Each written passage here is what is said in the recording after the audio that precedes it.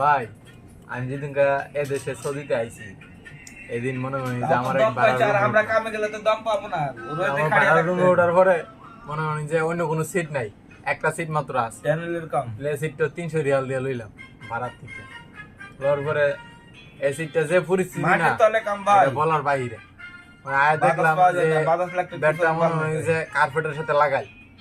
হ্যাঁ, আর কার্পেটের সাথে লাগাই। এখন আমি তো বাংলাদেশ তার কোনো কম্বল টম্বল আনি, মোটামুটি 30 ফিট আমার একটা কম্বল দিছে এই ব্যাটটার মধ্যে শুইবার লাগে। তাহলে উপরে কোনো ব্যাট খালি নাই, আবার যে বাকি যে ব্যাট আছে সব ব্যাট বুকিং করা, ঠিক আছে।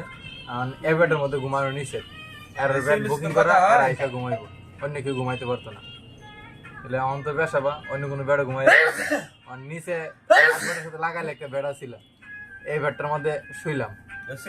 তারপরে মনে করেন কি যে পরিস্থিতি ভাই, 1 ঘন্টা ঘুমানো, রাত্রে 1 ঘন্টা